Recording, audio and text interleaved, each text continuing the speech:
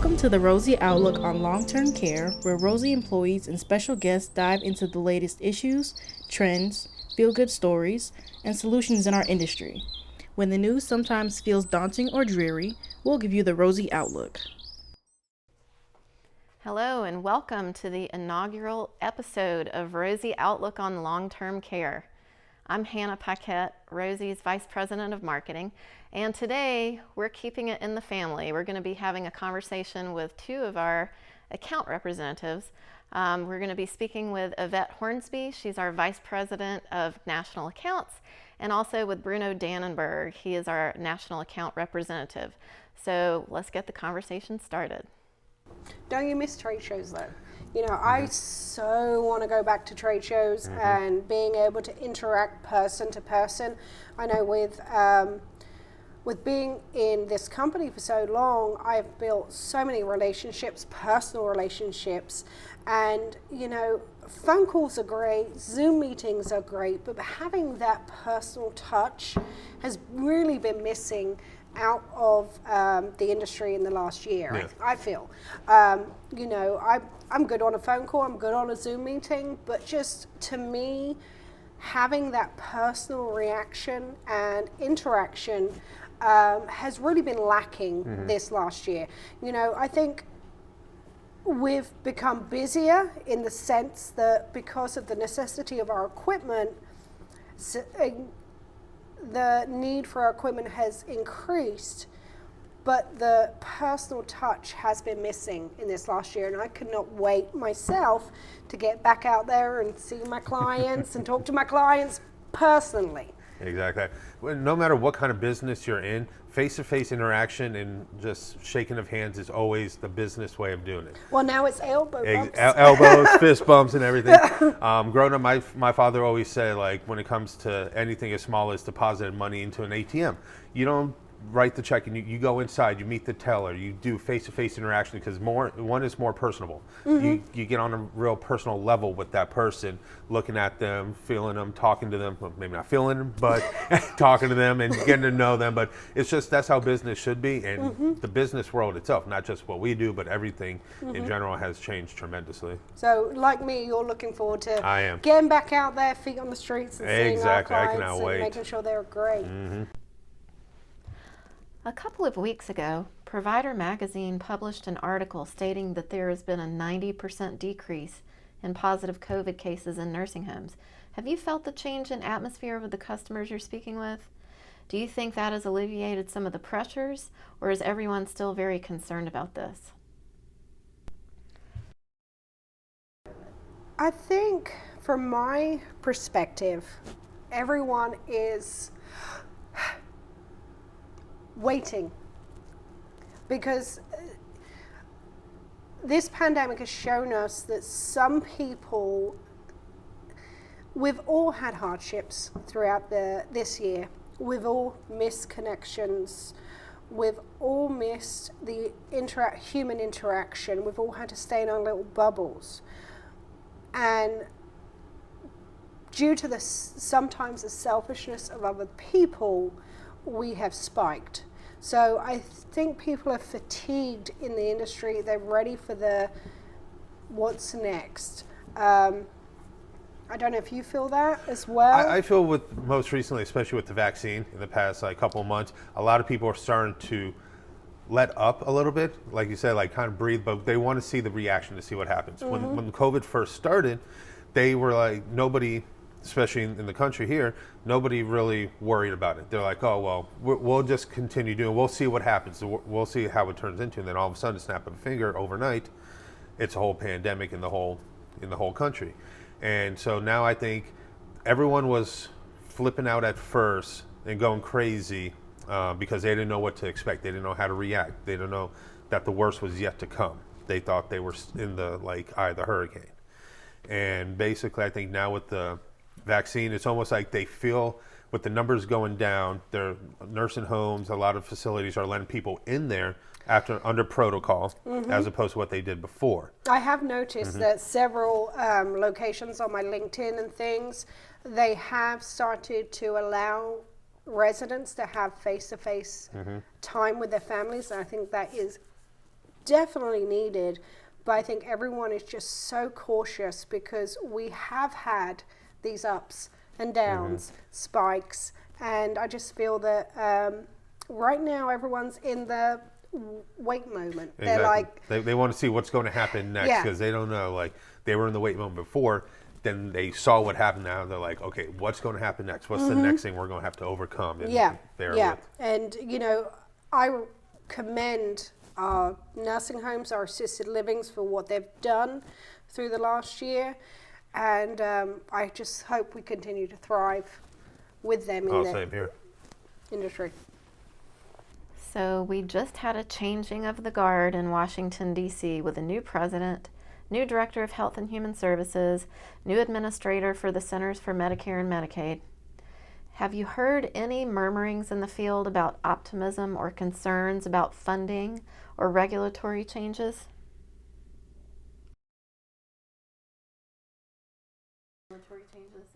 We try not to get too political with people because there's a variety of opinion. Me personally speaking, I feel there's a lot of optimism in what's happened within the last 3 months. We have moved forward at such a pace, and there is more optimism and more coalition than there has been in the last few years. So to me, I think that all we can see is us moving forward and up.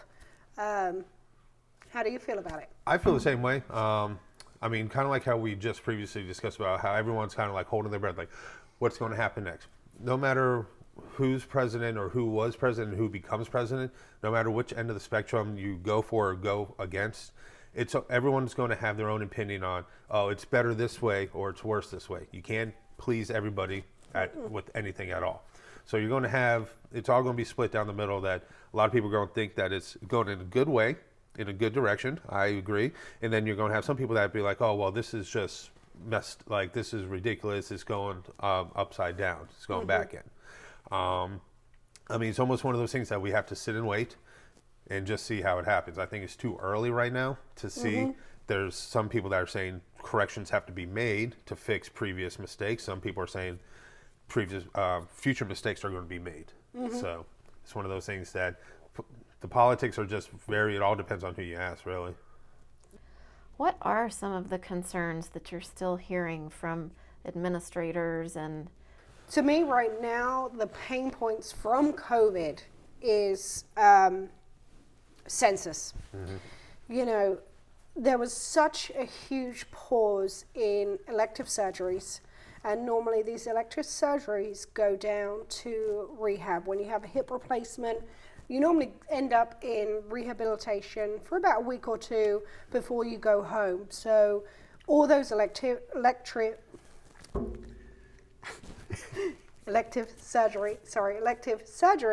got halted. And they got halted for so long that nursing homes got affected. Then also you have the deaths. I know we don't like to talk about it, but there was deaths in nursing homes. They did the best they could with what they had, especially at the beginning when this snowballed on everyone. No one was expecting it, and it just hit us like an avalanche.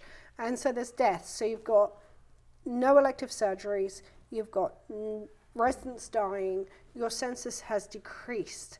How do you increase that? Exactly. I think the biggest thing that a lot of facilities I talked to personally is that they had like you said, the census being down, they had a maximum occupancy allowance. Certain facilities were only able to occupy 60% of their facility at a time at the peak of COVID. So you have the other 40% of residents, where are they supposed to go? Like, they're just over flooding, they're being passed around left and right, and in that time, they could be getting something could be happening to them. They might not notice their blood pressure or any vitals going up or down. And I just think that was one of the biggest things as well too, plus the income. Financially, they weren't receiving the normal amount of income. They have to prepare for surveys, for random inspections, having to do vitals on a certain number of times. Once again, another state allowance that you had to do 3 vitals a day per resident to make sure that everything was maintained and flown right. And you got to think that, in a nursing home, about a year ago, you had semi-occupied rooms. So you had 2, maybe 3 residents in one room. Yeah. And then all of a sudden, you can't do that anymore because you have to have the 6 feet apart minimum. So what happens? So census has decreased. The other thing that has affected nursing homes is turnover. Yeah. I applaud all the nursing staff. I applaud the CNAs, the LPNs, all of those, but they're fatigued. Oh. They have had to do overtime. They have had to see so much death in the last year that they're now running away from this industry. And, for nursing homes to try and bring them back, what do they need to do to bring them back into the homes to care for our elderly? Because, everyone is now working, and normally working to 65, maybe 67 before they retire. And normally it's full time. So who takes care of mum and dad? Exactly. So we need nursing homes. We need qualified staffing in those homes. But how does nursing homes bring those staff back? You have people that, ever since they were a little kid, 3, 4 years old, 5 years old, they want to be a doctor, they want to be a nurse, they want to save people.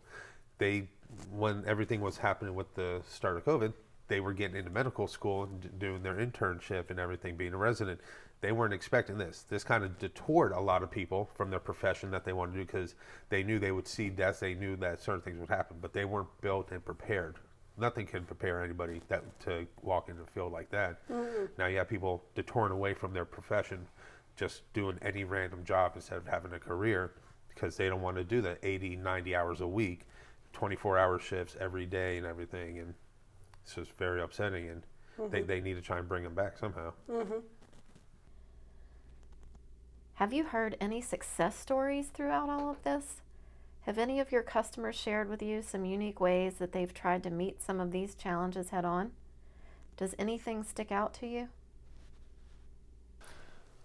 I think with what our customers have done, they've done a phenomenal job. And, when COVID first hit, they understood that even though they couldn't have the families coming in to see their loved ones anymore, they found a way to still let them connect.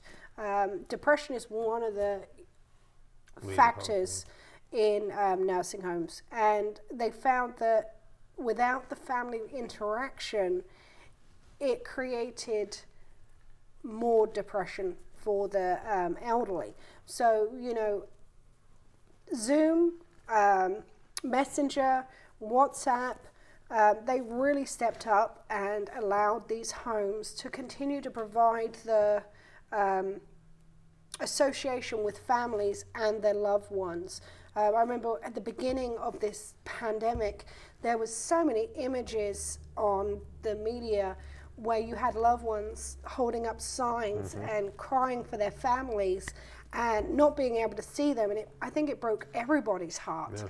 But having the facility step up immediately and provide this interaction, even though it was virtual, and now it's starting to become reality where they now are able to see loved ones, was huge for the industry. Yeah, just touching on that, like I know personally going to a nursing home that my grandmother was in down in South Florida, the only way that we, me, myself, and the family were able to see her and communicate was through the window and through FaceTime on the phone or something of that nature. And it's known, broken hearts could kill, like it is a cause of death. You have a married couple, married for about 70 years, wife dies, husband, or vice versa, the husband out of loneliness. And like you said, in nursing homes, you can have multi-people, like multi-residents in a room, 2 or 3 people. They communicate amongst themselves. That's an everyday conversation. You take that away from them, they're going to become bored. They're going to become stagnant. It's just going to like get to a certain point. So I think with the whole introduction of FaceTime, Zoom, everything, the telemedicine, everything of that nature that we allowed, that we brought to them, and that they allowed as well too, is that kind of like brought the spirits up. And I think that's where we grew in the industry, was when, we reacted very quickly. As I said earlier on, there's always 3 stages in a product. You have the need, the want, necessity of that product. The want is wanting it and we can't afford it. The need is you need it, still can't afford it, but then the necessity. And when we found out when we saw all these media things where people holding up pictures, people crying, we didn't want infection to carry. So that's why we brought out the Rosie Visit, to eliminate the chance of infection. Passing the tablet from one resident passing to the another. tablets, staring at your grandmother's nose. I see it, my grandmother, she's in England, she's 86, independent as crazy. But she will, when I FaceTime her, I normally see her nostrils, and it's shaking. And to have a tablet and on a stand where only one person can key in that stuff, they're not having to hold it, they're not going to drop it, it's phenomenal. Yeah. And then with our product with connectivity, knowing when someone's temperature rises at that second and being able to treat that resident instead of sending them back to the hospital is increasing census in our homes, and, changing the industry in not just doing the residents that are in urgent care, but doing all residents and, checking on their temperatures, checking on their heart rate, keeping people in their beds.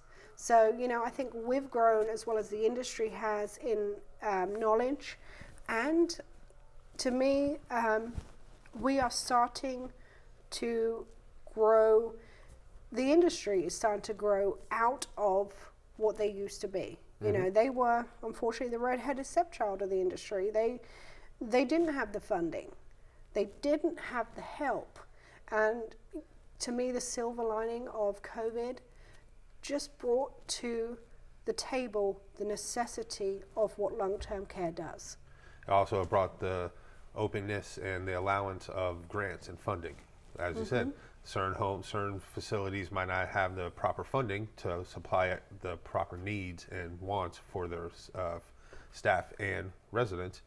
So the allowance of grants and funding and allowances was able to make that happen all around. And I hope that COVID, the silver lining on COVID, has taught the country that long-term care is needed.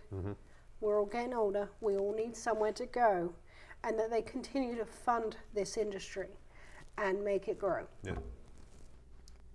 Predictions. What is going to be the next big thing in long-term care?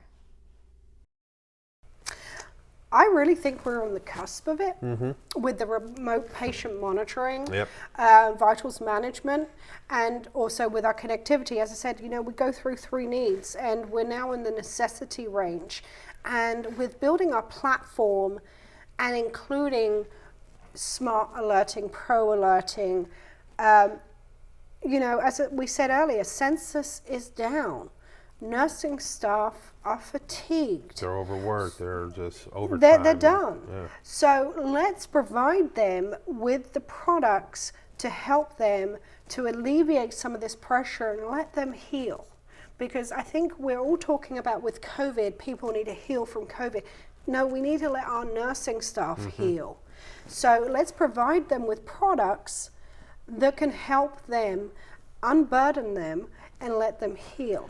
Also having them walk on eggshells if they get audited or they go in for a survey, they're getting tags or getting fines for something just not being right, because you don't know, that nurse that might have forgot to wash her hands going from one room to another room, she might be on like a 24-hour, 28-hour shift, just thinking about like just being fatigued, thinking about the next thing that's happening. Like we have to take care of them, try and fulfill those staff points, try and stop the turnover being so high. But just think about with our product, being able to do ADLs at bedside, being able to transmit those records electronically, You know, you're not having to try and type in the numbers, because I know I dial a number 9 instead of 6 sometimes, you know, when I microwave my food too long and then I won't eat it. But, you know, those kinds of mistakes happen because they're fatigued, they're done. So allowing our system to transmit those vitals, being able to do ADLs, being alerted, not because you go into the system and it alerts you there, but being told, hey, there's something wrong with Miss Mary down the road.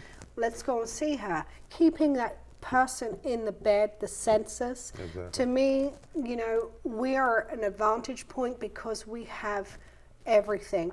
You know, if you need a doctor, touch the tablet, call your doctor. He's going to be there. They're going to be able to do that for you. So, you know, the advantages of we're there. I don't see anything else that could provide the support that nurses need right now. I think what the one positive thing that COVID has brought out of it is preparing for the future. No matter what happens, it can be another pandemic, it can be a global shutdown, it can be anything. But with the way that COVID has presented itself and all the obstacles it's brought forward for us, for the medical staff and training, it's that they're prepared for anything now down the road because of what the obstacles that they've had to go through and overcome. Speaking to you both as individuals, do you feel that there are any ways that you have grown personally or professionally? I've grown personally. I have a 2-year-old daughter, turns 2 actually in about a week, of seeing her a lot from working from home.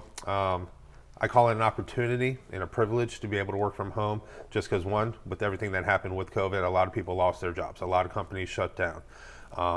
It just wiped a lot of people out with the income and everybody being quarantined. So I was very fortunate to be one of the lucky ones.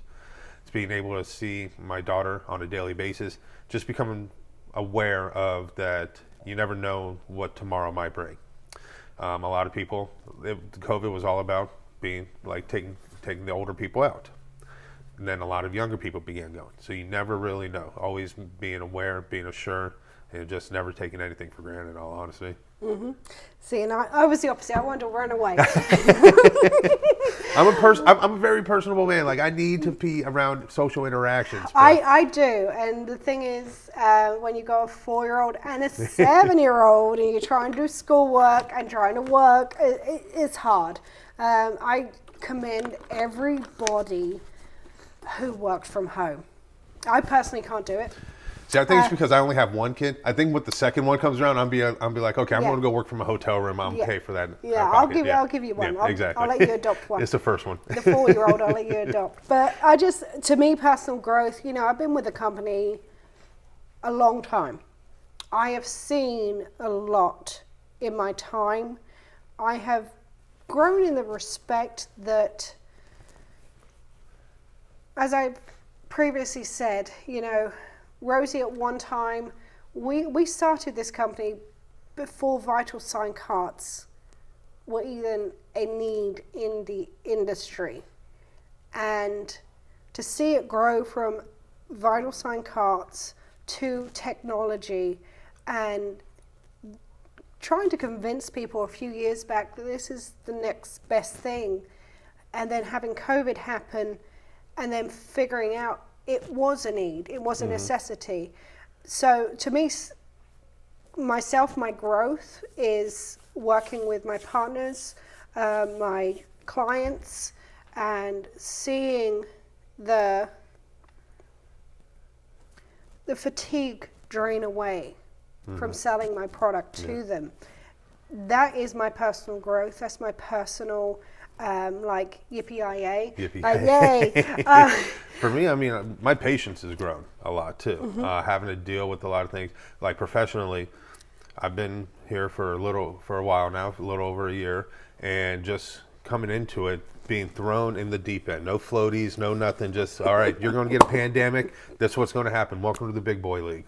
And just used to basically business, you email or call somebody, you're going to get a response back within about 24 hours or less.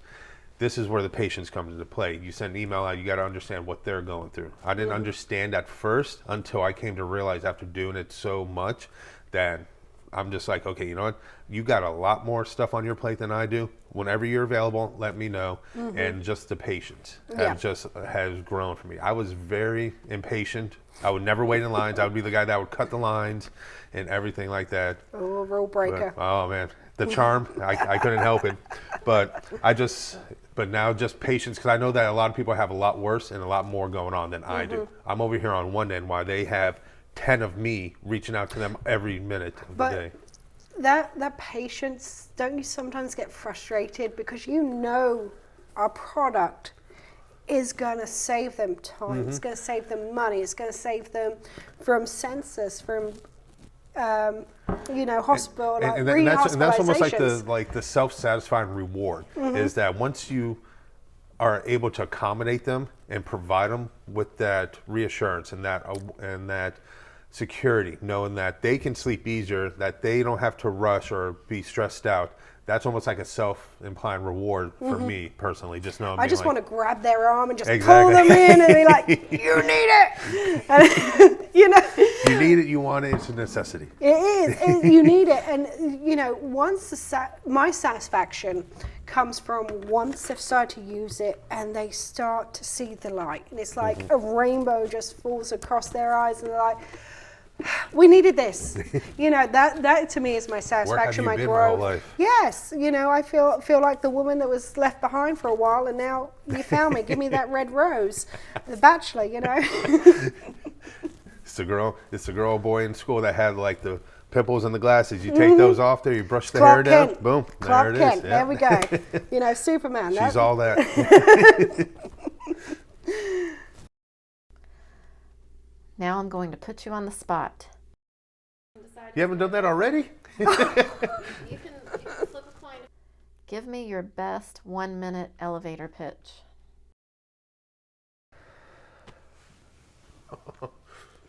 Hey, I'll go. Okay. So am I talking to a new person or someone? Okay. Are you fed up? Okay, I'm at a trade show. Are you fed up with monthly subscriptions? I have a way to provide you with a way to decrease hospital readmissions, a way to increase census, be alerted when your patients are critical, and there's no additional cost. Come talk to me. All right. Are you sick? I was about to copy the same thing that you said. No copycat. Time and money are two things that we do not have to waste in this industry that we are both in. I'm willing to and able to save you on both of those. We can go ahead and help you with the subscription fees, with your tags, your penalties, everything that might have happened in the past. And it's going to save your nurses, your RNs, and everybody on your watch. It's going to save them time with our connectivity platform integration. So my boot's right over there, and I'll take care of you. I'm glad I wasn't the only one who stumbled. Because I'm like, oh, damn. Because you took everything I was going to say. That's why I went first. I didn't have a coin. I had a bottle I could have flipped. Okay, now Wildcard time. Is there anything you wanted to talk about that we have not covered already? Bye, Rosie. That's a first. Not the third. Rosie. Just personally for me, I know first time I'm ever dealing with medical, so this is like a personal note that I've been in sales, I've been in hospitality industry, I've been in restaurants, bartending, UPS, Publix. I've literally done everything, child daycare, summer camp counselor, and this is kind of like the one profession that I feel like it's more of like a rewarding satisfaction of helping somebody else out. Because knowing that my mom is going to be there, my dad was there, my grandparents were there, that just not knowing exactly what went into everything. Any normal Joe Schmo can walk into a nursing home to visit his or her loved ones. They don't know exactly what's going on, what's the real behind the scenes, what these doctors, what these nurses, what these administrators go through, every detail, everything that they have to be put up against the wall, every meeting that they have, and how important vital cards are and connectivity. Like it's just rewarding for me to know that I'm actually doing something that I get a self-reflection and self-reward knowing that I'm. It's as cheesy and cliche as it is. Feel like I'm making the world a little bit better. You are. I can't help it. Are. Well, at least one portion of the world. Yeah, I would say this company. There's a cheesy word where we rosify everything. I think the company rosifies their employees because every employee has a passion. We all have loved ones out there who are getting older, who need something. And I feel this company provides something to these homes that we know needs to be utilized. And it's taking care of our nannies, our grandpas, our noonas, and, you know, whatever you call them, it takes care of them. So every person in this company has a passion. You know, I was an accountant years ago, but now I'm in sales. I've been here a long time, and I've seen the growth of the company. I've seen the changes in the industry, and know that this company has heart and wants to provide for them. It's not just a business. Yes, every business needs to make money, but there's also a flip side that we also want to improve what's out there. The self-gratification. And that's where the passion comes in from, and I high five and I'm fist pumping every time I really can't have just wait to see. Rosie. I can't wait to see what we are coming up with next. That's the great thing. Like with this whole COVID thing, how you said we were one of the first ones with the connectivity, with the vital sign cards and everything. Then we get the telehealth, we get the Rosie One, we get the Rosie Visit to where you can do the interaction, safety shelf, all these things going on. But like I just can't wait to see what we're going to be doing next too. I just think we're just going to start continuing to improve the industry, and you know, eventually one day everyone's going to have a Rosie. Yep. And it's going to be a Rosie day. Oh, jeez. You have just been uplifted by the latest episode of Rosie Outlook on Long-Term Care. We have more interesting topics and riveting guests coming up on future podcasts, so be sure to subscribe. And also, don't forget to follow us on social media. May your outlook always be rosy.